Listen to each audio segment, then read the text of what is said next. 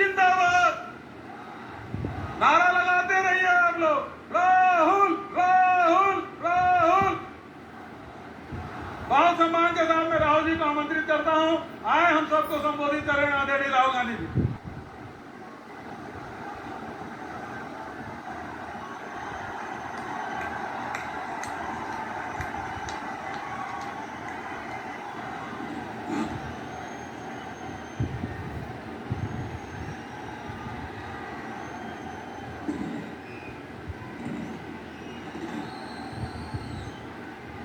कुमारी शैलजा जी, Bhupesh Baghel ji, T.S.. Singhdeo जी, शरणदास महंत जी,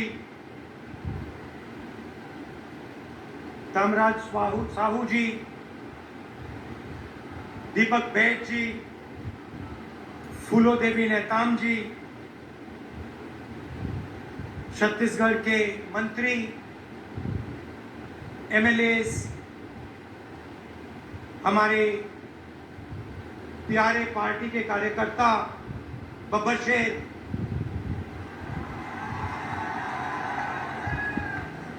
और शेरनिया, भाइयों और बहनों, छत्तीसगढ़ के युवाओं, प्रेस के हमारे मित्रों, आप सबका यहाँ बहुत बहुत स्वागत। इतनी गर्मी में आप आए, अपना कीमती समय आपने हमें दिया, हमारी बात सुनने आए, इसके लिए मैं बहुत आभारी हूं।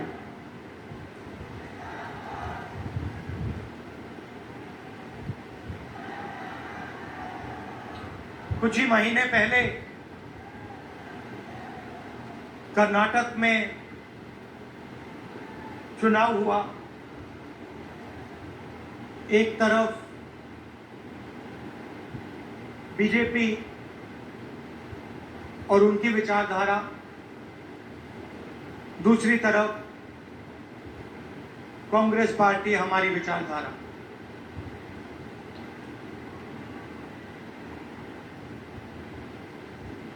उनका काम लोगों को बांटने का, नफरत फैलाने का, हिंसा फैलाने का। हमारा काम लोगों को जोड़ने का, नफरत के बाजार में मोहब्बत की दुकान खोलने का।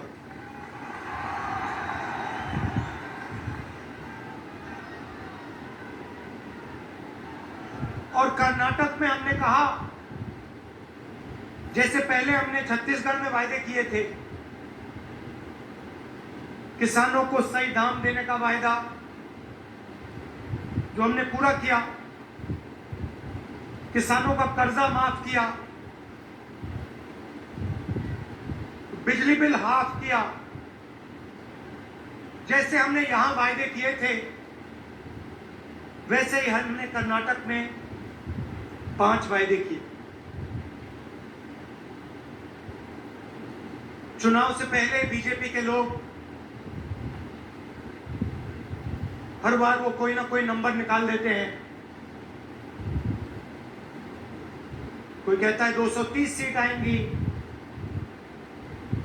कोई कहता है 250 सीट आएंगी। मगर कर्नाटक में, कर्नाटक के हर गरीब व्यक्ति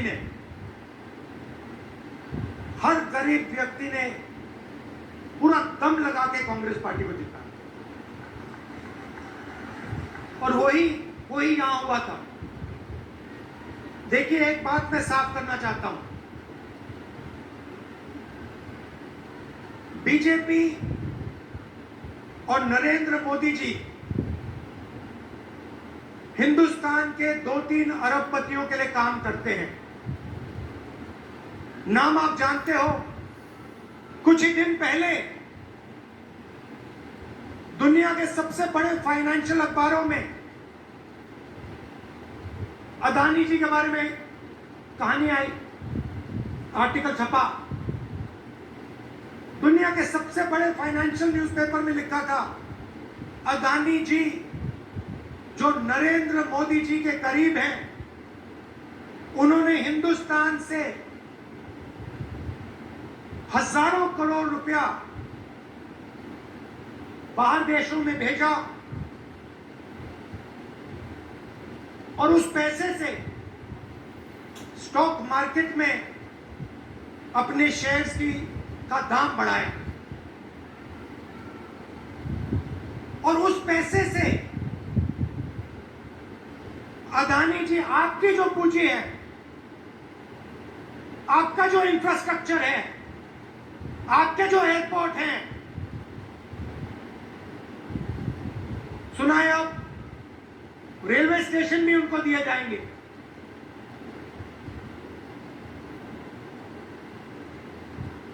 पूरा का पूरा एक व्यक्ति के हवाले किया जा रहा है। और मैं साफ कहना चाहता हूं कि चाहे वो कर्नाटक की सरकार हो, छत्तीसगढ़ की हो, राजस्थान की हो, हिमाचल की हो, और जो अभी आने वाली है तेलंगाना, मध्य प्रदेश, ये सारी की सारी सरकारें गरीबों की सरकारें होंगी, अदानी की सरकारें नहीं होंगी। और प्रधानमंत्री को साफ कहना चाहिए, देश को बताना चाहिए और छत्तीसगढ़ के युवाओं को बताना चाहिए कि वो अदानी जी पर इंक्वायरी क्यों नहीं करवा रहे हैं। ऐसी क्या बात है कि नरेंद्र मोदी जी अदानी जी पर इंक्वायरी नहीं करा सकते हैं? 2-3 सवाल है भाई और बहनों, युवाओं। ये जो हजारों करोड़ रुपए हिंदुस्तान से बाहर गया, ये पैसा किसका था? पहला सवाल, ये अदानी जी का पैसा नहीं था, ये किसी और का पैसा था। किसका पैसा था? ये पहला सवाल है। प्रधानमंत्री जी कोई इंक्वायरी नहीं करवाएंगे। मैं आपको साफ कह देता हूं, हिंदुस्तान का प्रधानमंत्री अदानी जी पे कोई इंक्वायरी करा ही नहीं सकता, क्योंकि अगर उसका इंक्वायरी का नतीजा निकल गया तो नुकसान अदानी जी को नहीं होगा, नुकसान किसी और को होगा। तो छत्तीसगढ़ में हमने क्या किया? छत्तीसगढ़ में किसानों को धान के लिए सही दाम दिया। और आज आप सारे प्रदेशों को देख लीजिए, लिस्ट निकालिए, सवाल पूछिए, धान के लिए सबसे ज्यादा पैसा कौन से स्टेट में मिलता है? जवाब मिलेगा छत्तीसगढ़, छत्तीसगढ़, छत्तीसगढ़। और प्रधानमंत्री जी यहां आए थे, मुझे याद है, बीजेपी के सब नेता आए थे और कहा था कि कांग्रेस पार्टी इस वायदे को पूरा नहीं कर सकती है। कहा था पैसा नहीं है। हमने साफ दिखा दिया, पैसा है और वायदा पूरा हमने कर दिया। जहां भी हम जाते हैं, हम झूठे वायदे नहीं करते। 15 लाख रुपए का वायदा हम नहीं कर सकते। नरेंद्र मोदी जी ने कहा था काला धन वापस आएगा, 15 लाख रुपए बैंक अकाउंट में जाएंगे। उल्टा हजारों करोड़ रुपए हिंदुस्तान से बाहर जा रहा है। इंटरनेशनल अखबार कह रहे हैं कोई इंक्वायरी नहीं।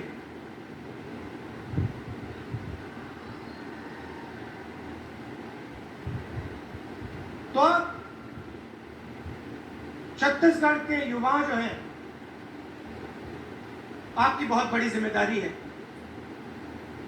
और हम चाहते हैं कि आप प्रदेश को चलाने में, राजनीति को चलाने में आगे आए। आपको पीछे नहीं रहना चाहिए।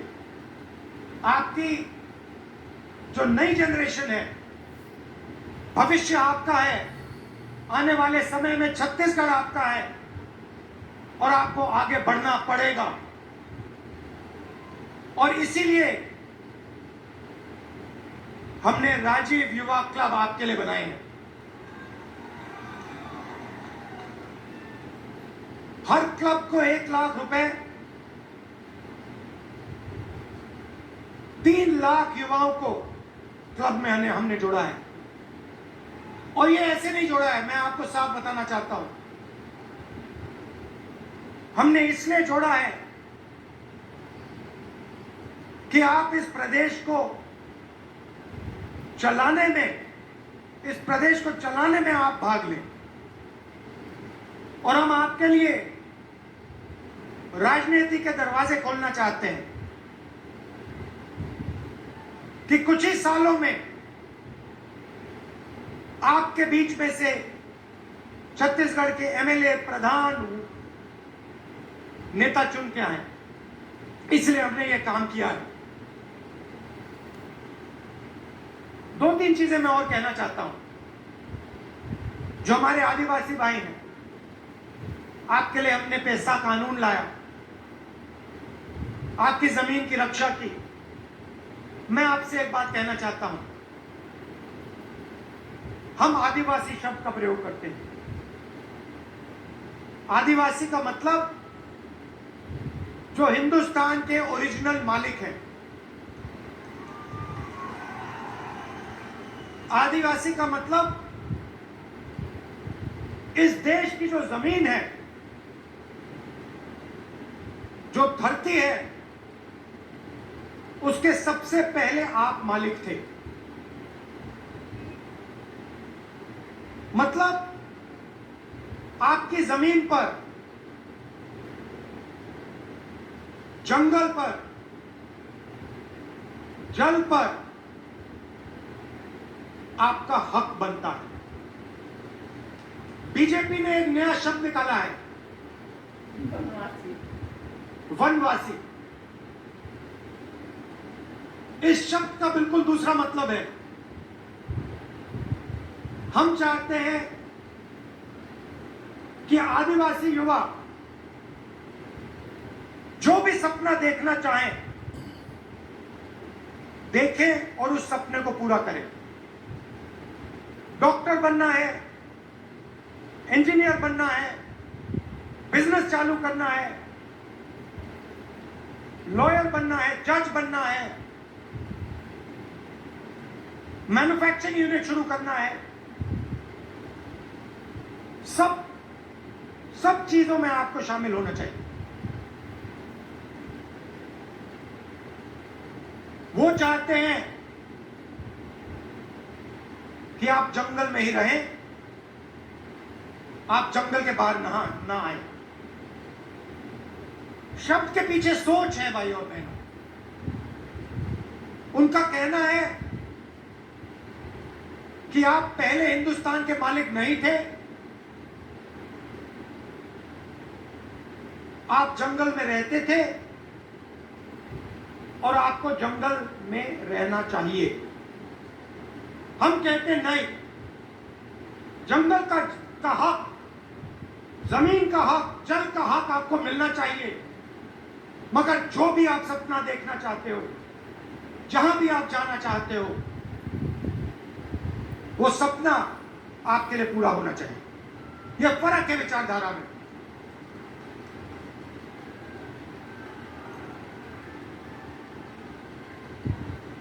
और पूरे देश में भाई और बहनों, पूरे देश में ये नफरत फैला रहे हैं। आदिवासियों को नया नाम दे देंगे,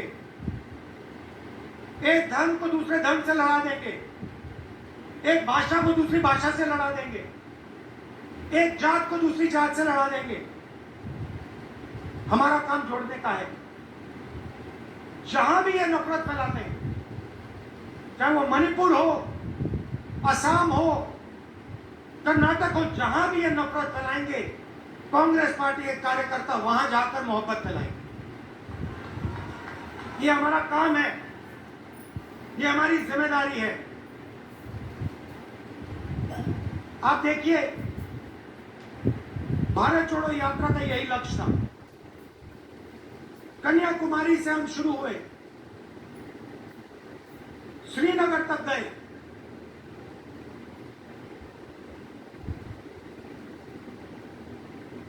मीडिया में इन्होंने, बीजेपी के लोगों ने हर रोज ये कुछ ना कुछ उल्टा सीधा बोलते हैं, नफरत फैलाते हैं। भारत जोड़ो यात्रा ने पूरे हिंदुस्तान को जोड़ने का काम किया। हर धर्म को, हर जात को, हर भाषा को हमने याद दिलाया कि आप सबसे पहले हिंदुस्तानी हो और आप सबको एक साथ मिलकर मोहब्बत के साथ, इज्जत के साथ रहना है। यह यात्रा का मैसेज था और यह बहुत गहरा मैसेज था, नया मैसेज नहीं था, बहुत पुराना मैसेज है। सदियों से यहां पे छत्तीसगढ़ में और बाकी प्रदेशों में लोगों ने यह मैसेज दिया है और यही कांग्रेस पार्टी का और हिंदुस्तान का डीएनए है। हम जोड़ते हैं, वो नफरत फैलाते हैं। हम किसानों के लिए, मजदूरों के लिए, छोटे व्यापारियों के लिए काम करते हैं, वो 2-3 अरबपतियों के लिए काम करते हैं। कुछ साल पहले मैंने बघेल जी से एक बात कही। मैंने कहा जहां भी मैं जाता हूं, मैं युवाओं से पूछता हूं आपके सामने सबसे बड़ी मुश्किल क्या है। बीजेपी ने जो हिंदुस्तान की रीढ़ की हड्डी है, आर्थिक रीढ़ की हड्डी है, उसको तोड़ दिया है। जो छोटे व्यापारी थे, जीएसटी और नोटबंदी ने उनको खत्म कर दिया, जानबूझ के खत्म किया। और जब भी मैं इनसे पूछता आपके सामने सबसे बड़ी मुश्किल क्या है, कहते हैं बेरोजगारी। और मैंने छत्तीसगढ़ के चीफ मिनिस्टर से कहा देखिए, छत्तीसगढ़ में अलग अलग स्किल्स हैं, हर डिस्ट्रिक्ट में आप कुछ ना कुछ बनाते हो, मगर जो छोटे बिजनेस वाले होते हैं उनको बैंक का पैसा नहीं मिलता, उनको मीडिया का सपोर्ट नहीं मिलता। और मैंने छत्तीसगढ़ के चीफ मिनिस्टर बघेल जी से कहा कि आपका फोकस इन छोटे व्यापारियों पे होना चाहिए, छोटे बिजनेस वालों पर होना चाहिए। बैंक के दरवाजे उनके लिए खोलने चाहिए और मार्केटिंग हो तो इनके लिए हो। और खुशी से मैं कहता हूं कि बघेल जी ने इस पे काम शुरू कर दिया है और इससे आने वाले समय में लाखों युवाओं को फायदा मिलेगा, हजारों नए बिजनेस खुलेंगे और लाखों युवाओं को रोजगार मिलेगा। देखिए, आपको सिर्फ छत्तीसगढ़ की नहीं सोचनी है। छत्तीसगढ़ हिंदुस्तान का सेंटर है।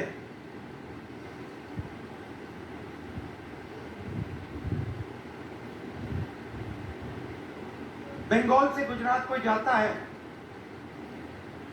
छत्तीसगढ़ से निकलना पड़ता है। आप सेंटर लाइन पे हो और आपको देश का लॉजिस्टिकल सेंटर बनना चाहिए कि आप इंफ्रास्ट्रक्चर तैयार करिए कि छत्तीसगढ़ हिंदुस्तान का लॉजिस्टिकल सेंटर बने। जो भी माल बंगाल से गुजरात बाकी प्रदेशों में जाए वो यहां प्रोसेस हो, यहां से निकले, एयरपोर्ट से आप बाकी दुनिया को छत्तीसगढ़ से जोड़िए। सिर्फ हिंदुस्तान को नहीं, बाकी दुनिया को आप एयरपोर्ट से जोड़िए, छत्तीसगढ़ को जोड़िए कि हमारे जो युवा हैं, छत्तीसगढ़ के जो प्रोडक्ट्स हैं वो पूरी दुनिया में जाए, सिर्फ हिंदुस्तान में ना रहे। मुझे लगता है कि छत्तीसगढ़ की सरकार ने बहुत अच्छा काम किया है और आने वाले 5 सालों में भी यहाँ पे छत्तीसगढ़ की सरकार, कांग्रेस पार्टी की सरकार जबरदस्त काम करने जा रही है। कार्यकर्ताओं से मैं कहना चाहता हूं, आप हमारी रीढ़ की हड्डी हो, आप हमारे विचारधारा के लिए लड़ते हो। छत्तीसगढ़ में आपने हमें जिताया, राजस्थान में जिताया, कर्नाटक में जिताया, हिमाचल में जिताया, तेलंगाना में जिताओगे, फिर से छत्तीसगढ़ में जिताओगे, मध्य प्रदेश में जिताओगे, राजस्थान में जिताओगे।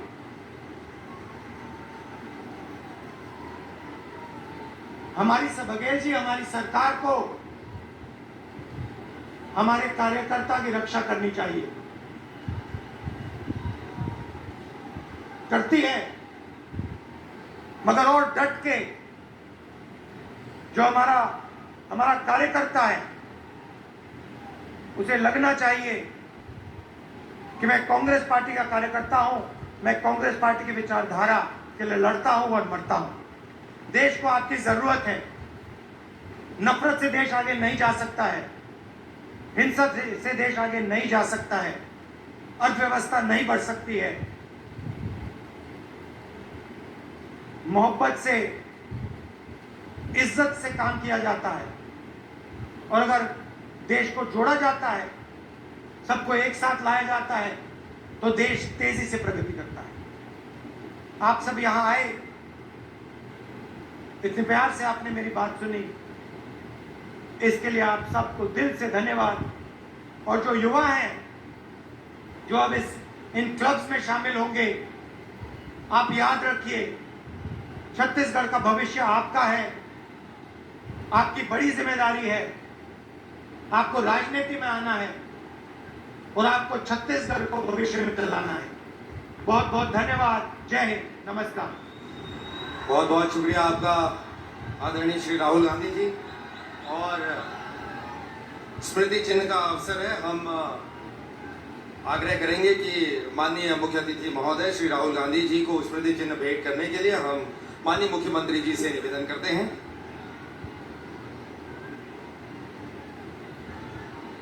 आदरणीय शैलजा जी हमारे बीच मंच पर उपस्थित हैं, उन्हें भी स्मृति चिन्ह भेंट करने के लिए माननीय मुख्यमंत्री जी से हम आवेदन करते हैं। आदरणीय राहुल जी, हम सब आपके अत्यंत आभारी हैं।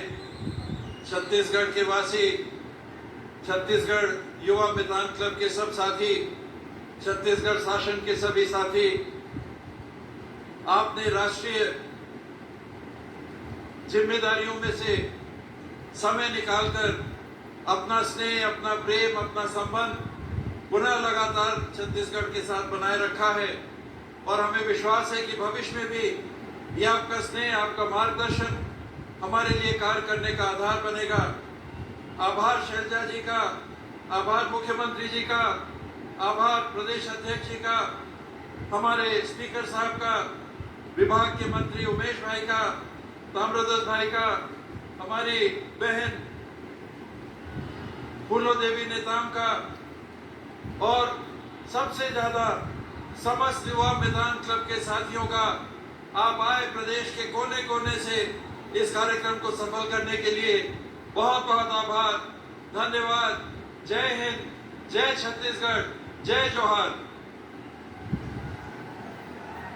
आपका बहुत बहुत शुक्रिया माननीय उप मुख्यमंत्री श्री टी एस सिंहदेव जी, आपने आभार व्यक्त किया। और इसी के साथ हम मंचस्थ सभी